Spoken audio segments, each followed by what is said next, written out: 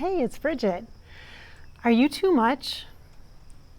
Do you find that your energy is kind of high and you're bubbly, or you like to talk a lot and you like to be active and doing things and be busy, and you're kind of the go-to because you're super reliable and everybody knows that you're going to follow through? And I'm even talking fast right now. Do you hear that? This is me. This is who I am. My energy is high, like it runs high. I have high energies. And that is part of my personality. I also have energy times where I'm much more flat, and where that flat energy is the time when I need to take a break, rest, rejuvenate, recharge, do some self-care, kind of go within.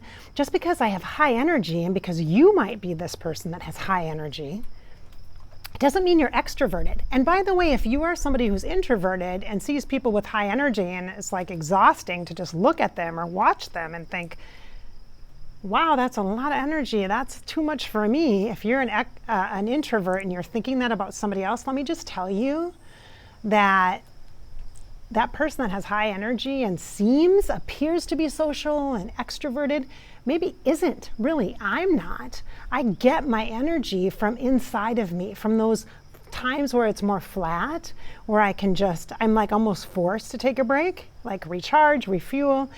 And it's not low, like I don't dip deep down, like where I'm like, have to be in bed all the time. It's not like a swing, like a bipolar or manic kind of energy. What I'm talking about is actually people that just have more energy.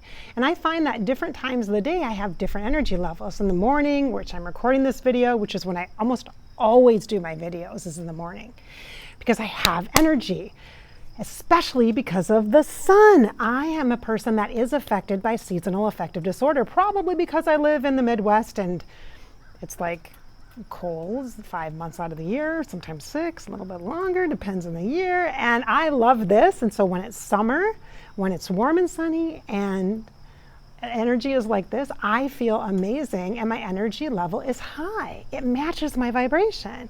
And so I just rise to meet the challenge of the energy that's here, and I receive it and I embrace it and I use it to be productive, to record, to share, to connect with you. So if you're a person that has high energy, you might find too that like then later in the day or something, you just need kind of downtime. That's a good time to take a walk or do some yoga, or maybe go for a swim or read a book or do something a little more quieting to kind of recharge the batteries, get in that introverted integration kind of energy, and then step back out. But I think as a public service message, I should just point out to everybody, I'm not always like this.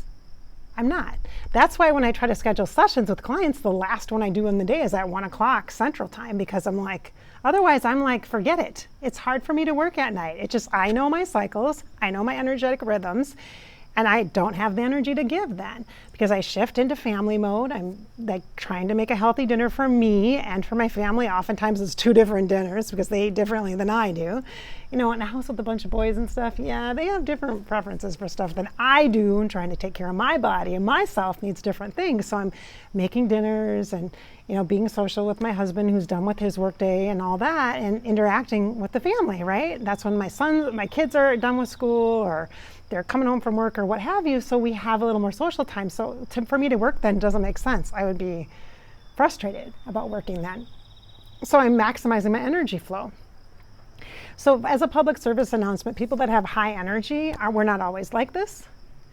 There's nothing wrong with us. It doesn't mean I have to quiet my energy. Now, I have tried. And I have been in circles with other women and been surrounded by incredible women who are healers, who are just embodiments of earth energy and are just beautiful, quiet, and just exude this loving, calm, peaceful energy. And that is not me. I am not that.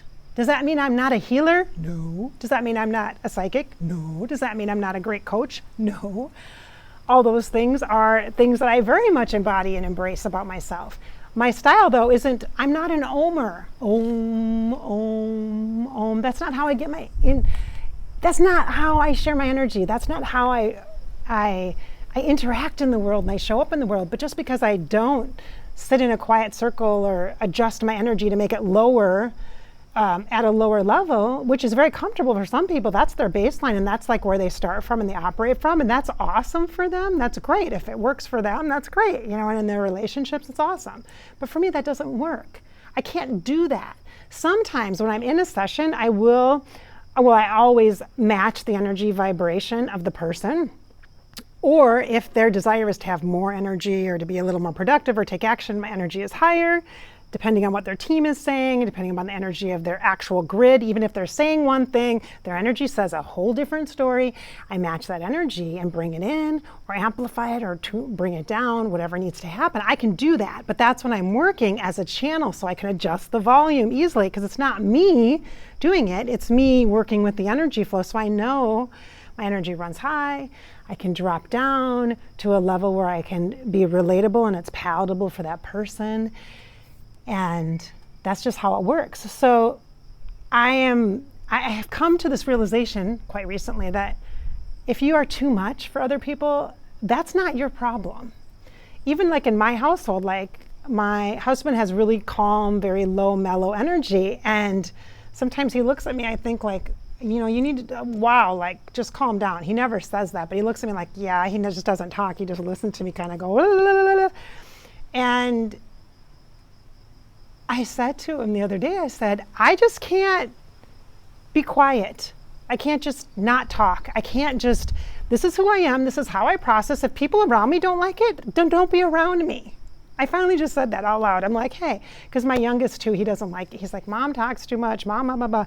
And some of it is energy that can trigger other people's anxieties. So for high energy, or for our engines running too high, that can be challenging based on a situation that we're in. We might be stepping into a meeting where we have to lower our energy to balance our energies, to tune into the energy of the group, to be able to work effectively in that situation. That happens in school settings. Like, I learned a lot when I did early childhood special education about sensory processing and how our senses get overloaded and how as kids they're constantly stimulated and they have so much energy in their face, in their face, in their face, and it's become kind of a norm for them, so they're kind of running higher. And children who are very psychically sensitive, very empathic, very sensitive to sounds and touch and the texture of a sweatshirt or socks or etc., those kids, there's nothing wrong with them. There's nothing at all wrong with them, but their engines run high, like they're up here.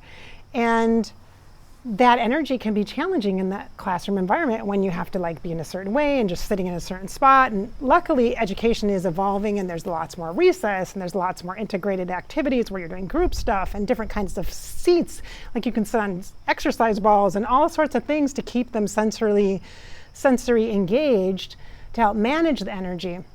Because if you're just trying to sit there and your energy is high, all that's happening is you're shaking inside and you can't focus or do anything. But it doesn't mean there's a problem with you, like you don't have a disorder.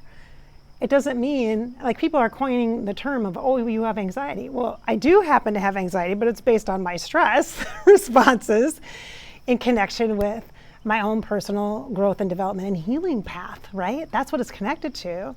There's nothing wrong with my personality.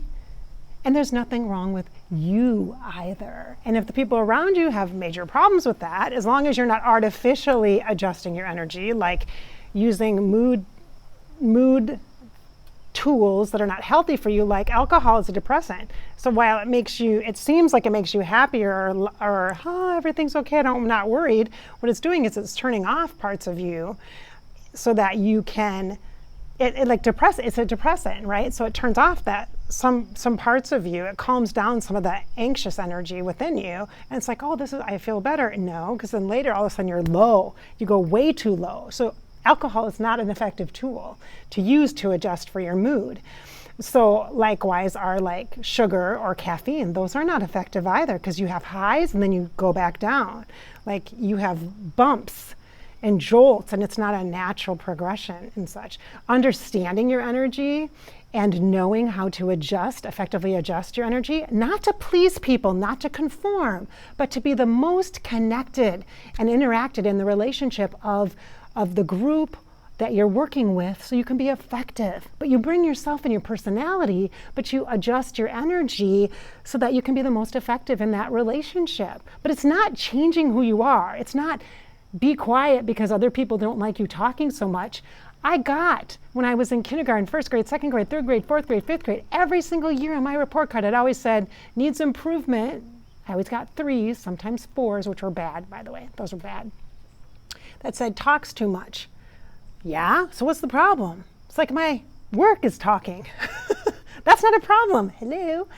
Maybe for the teachers it might have been. Maybe it was a little distracting. So therefore, that self-awareness and tools to work with my senses, tools to work with my psychic senses, tools for you as an empath to manage your energy, whether you're introverted or extroverted or what, or high energy, or whether you have anxiety or clinical depression or etc. There's no, that's just a term. It's not a box. It's just one lens, one way to look at something. And so working through our empathic channels, our psychic senses, we can effectively work in groups and not change who you are. You gotta just leverage who you are. So I'm super looking forward to working with people more closely in private sessions and in small groups, as well as even some classes, hopefully. I'm hoping to be able to offer a class here in the next few months to help understand the emotions, the energy, and the feelings, especially for those who are of us who are sensitive, which is hello everyone, and empathic, and understanding that heart intuition and what that means for you and how to manage the energies within you, to regulate the energies and the sensory information that you're constantly getting bombarded with, and how to not get overwhelmed by that. Those are all incredible tools, and they're essentials. We need that. So I'm looking forward to working in smaller groups and in more private sessions with that as a goal for empaths. So watch for that. All right. Okay, so this is Bridget. Thanks so much for watching Fairy Grasshopper on YouTube. I hope that I've inspired your too much spirit today, and hopefully if you're one of those introverted people and are like, yeah, that person's too much, you'll maybe understand a little bit that we're not bad and we're not trying to be in your face. We're not trying to control you or overpower you or anything. It's just who we are. It's just the way we are. We're not trying to be big jerks or suck up all the air in the room. We just need a lot of space energetically for our awesome energies. So, all right. Thanks so much for watching. Have a great day.